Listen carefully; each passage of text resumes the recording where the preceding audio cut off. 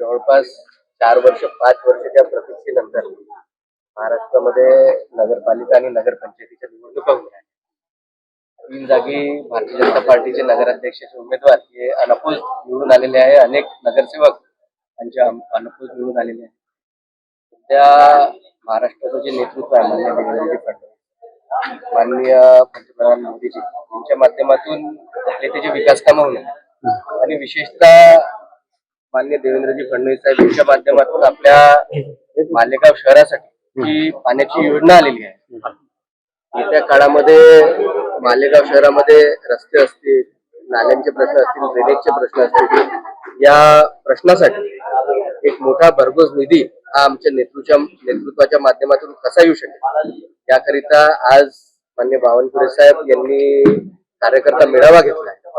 कार्यकर्त्यांच्या माध्यमातून मतदार राज्यापर्यंत पोहोचून ते आपली निवडणूक कशी लढायची आहे, याची काय नीती राहणार आहे आणि मालेगाव शहराची येणाऱ्या 5 वर्षामध्ये विकासाची ब्लूप्रिंट कशी राहणार आहे त्याकरिता आजचा हा कार्यकर्ता मेळावा घेण्यात आलेला आहे.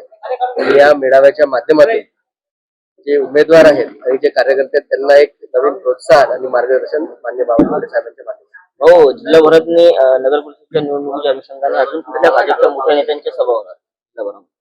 सध्या एक आम्हाला अपेक्षित सभा आहे आणि त्या सभेच्या माध्यमातून आपल्या इथले असलेल्या 4 नगरपालिका आणि 1 नगरपंचायत त्या 5ही निवडणुकीमध्ये माननीय देवेंद्रजी फडणवीस साहेब यांचं आमची अपेक्षित सभा ही वाशिमच्या या ठिकाणी राहणार आहे.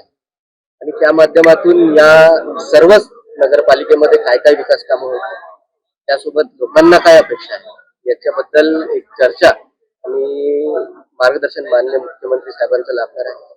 यासोबतच या भागामध्ये त्यांचं एक विशेष आकर्षण आणि ज्यांच्यावर एक विशेष प्रेम राहिलंय असे माननीय गोपीनाथजी मुंडे साहेब यांचा एक विशेष आकर्षण आणि त्यांच्याबद्दल एक आपुलकी या मालेगाव, रिसोड आणि संपूर्ण जिल्ह्यामध्ये आणि महाराष्ट्रामध्ये कायम राहणार.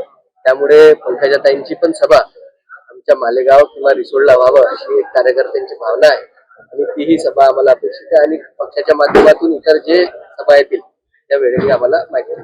भाऊ, वाशिम जिल्ह्यामध्ये 4 नगर परिषद 1 नगरपंचायत आहे. महायुतीची सत्ता येईल असं तुम्हाला नेमकं वाटतंय का? काय सांगाल तुम्ही?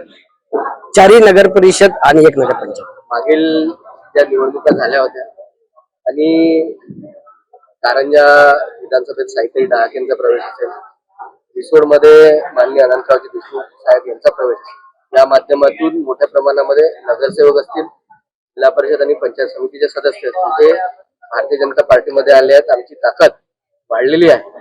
अनेक जागी आमची नगरसेवकांची संख्या जास्ती होती आणि येत्या काळामध्ये केंद्रामध्ये आणि राज्यामध्ये ज्यांची सत्ता आहे त्यांना एक संधी द्यावं अशी एकंदर सर्वसामान्य लोकांचा आवाज आम्हाला दिसून राहिला आहे. त्याचं मतस्वरूपी परिवर्तन होईल अशी आम्ही अपेक्षा ठेवतो. परंतु यासोबतच आपल्या मालेगावमध्ये आमची अनेक दीर्घकाळापासून सत्ता नसल्यामुळे कुठेतरी विकास कामाला जी अपेक्षित गती आहे ती कुठेतरी मागे पडताना आम्हाला दिसत आहे आणि तीच या मालेगाव शहरातील नागरिकांना दिसून आहे. कुठेतरी त्याच्यामध्येही परिवर्तन होईल आणि विकास कामाला एक गती मिळेल अशी आम्ही भारतीय जनता पार्टीचे कार्यकर्ते पण अपेक्षा ठेवतो.